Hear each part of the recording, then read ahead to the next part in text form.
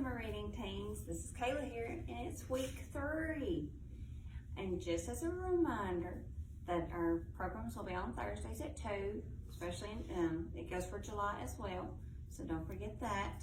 And then I don't remember, I got some books in your bag, so don't forget to read those throughout the summer because reading is important. We definitely want you all to keep that up. And let's see, I want to make sure you're on your paper here. Okay, I think we're good. Now, I'm so glad that I got to see you all posting your pictures on Facebook. I'm glad you all got to escape from the escape room from Goldilocks and the Three Bears. I know you all can do it. So I was tickled to death to see that on Facebook, that all of y'all have really escaped from the Goldilocks and the Three Bears. Hope you all enjoyed it. So this week, we're going to make our canvas bag. If you should have got a canvas bag and then a couple little iron-ons in your bag, okay? So that's what we're doing today. But first we're going to talk about our book. So if you have your Spindle book and you want to read along with me, this is going to be our book talk today. This is Spindle by E.K. Johnston.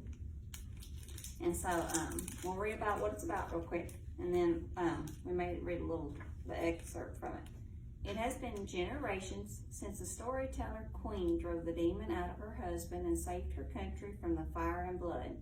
Her family has prospered beyond the borders of their village, and 2 new kingdoms have sprouted on either side of the mountains. There the demons are kept prisoner by bright iron and by the creatures the storyteller queen made to keep them contained. But the prison is crumbling. Through years, be careful, manipulation, a demon has regained her power. She has made one kingdom strong and brought the other to its knees, waiting for the perfect moment to strike.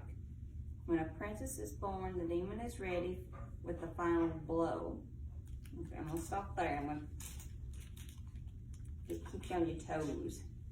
Okay, we're going to start from the beginning. It's only a couple paragraphs, okay? So here is the beginning of the Spindle.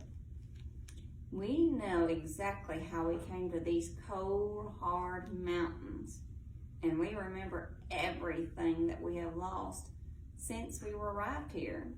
We were proud kindred, once taking what we wanted from the petty humans and nesting on our ever-growing power.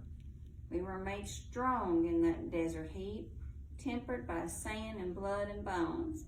We stretched out our hands and our will and used that which we seized, however we wished. We made bodies that could not be killed, and we began our slow domination of the world we inhabited. This one of us rose too high, took too much, and was brought down. The world is made safe by a woman. She took the evil that she knew and bound it up with bright iron she had dreamed into existence. She found a place for evil to roost, far away from the people she loved. She made for evil a home where it would be weakened and starved, where the earth itself would be a poison to it.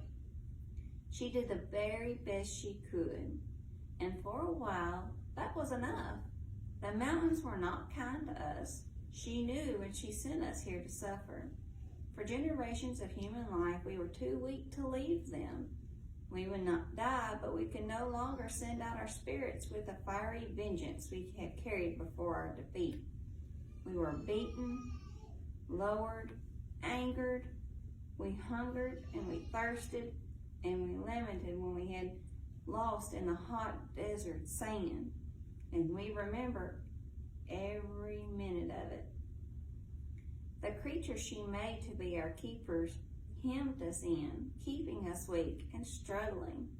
Their iron horns and fiery breath caught us on the slopes without mercy, and their flames brought out strength in the earth's power over us. Their songs and laughter were torture to our ears. Even their little feet and little stingers made our unending lives a misery, turning the ground again and again to a magic beyond our control. But we endured. Humans came to the mountains to cross them at safe passes, seeking a pathway to the sea. The land on the other side was better, fertile enough for growing food and soft enough for cattle. First, villages sprouted up to mock us, prospering where we could not go. Then towns, trade routes, and finally a kingdom in its own right. We knew that if we were to rise again, we would have to do it before they gained full mastery of the land they had claimed. Our first attempt to leave the mountains were met with disaster. Time, perhaps, or debris had dulled our sense of ourselves, and we were hopelessly overmatched. We were not yet strong enough to face a horde of human fighters, much less the creatures who jailed us. There was iron everywhere now, it seemed, plucked from our very prison and smelted in bright weapons, and even jewelry that we could not abide. Our wounding was beyond the mortal measure of pain. We retreated, we regrouped, and we aborted. From the hated sanctuary, I looked down upon the kingdom, and I knew that another way must be found. We cannot take as we once did. We cannot force and pillage as we like. I would not wheedle, and I would not beg, and I would ask barter and trick. I would find weakness, and I would push it until it cracked. They would give me what I wanted, and think that they had bested me. I had only to outlive them, after all, as my kind did not die, and so I learned. There are corners in the world that are too dark to see, and there are edges that are sharper than they appear, ready to snag the unwary. There are those who do not fear the things they should, and there are those who would bargain with the devil herself for the sake of their greed. The world is made safe by woman, yes, but it is a very big world. So that is just the start of the book, Spindle. So enjoy. Now, we're going to get to our activity for this week. So like I said, you should have got a canvas bag and some iron-ons. Now, I will say, I've got a little bitty iron here, but you have just a regular size iron-on, so be careful because it'll be a whole lot hotter than this little thing. So if you need help with that, if you've not dealt with the iron, please ask an adult to assist you with that, okay? So you definitely don't want nobody to get burned. Now, what you want to do, I won't do it with my bag because mine's a little bit stiffer than what yours all, what you cut at home. I cannot talk this morning, but flip your bag inside out, okay?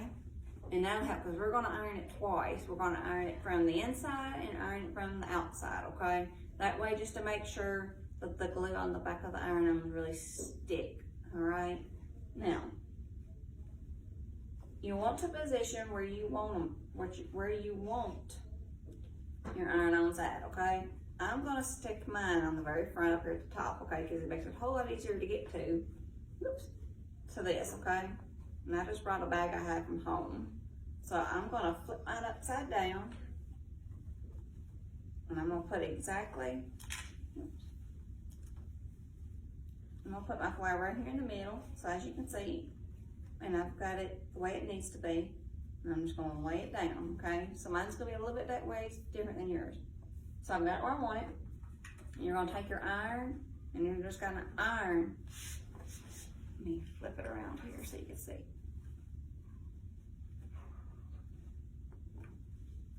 I'm just going to iron it on top, okay?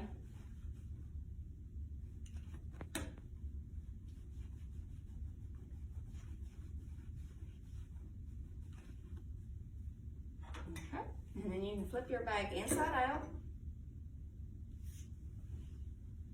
or outside in, and just flip your bag, and then there you go. Okay, it should stick. Now to make sure if it's still kind of up, we're going to go ahead and iron the top of it to make sure it's really secure.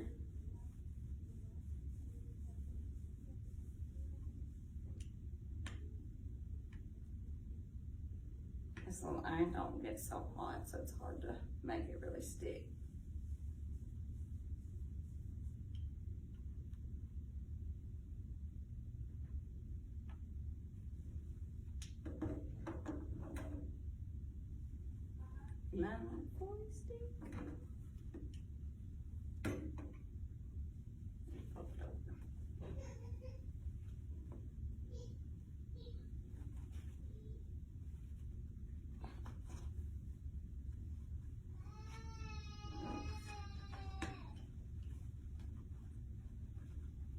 And as long as you get both sides, and you should be good to go.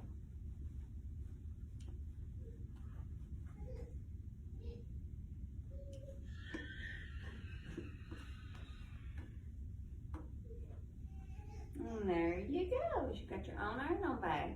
I would love to see your bags, so please post them on our Facebook page. Like you got, like with your dragons, and tell me that you escaped and everything. So I would love to know. Okay, so enjoy, and I would, like I said, please show your bags, show them off, and all the projects you're doing. Okay, but until next time, I will see you next Thursday at 2 o'clock.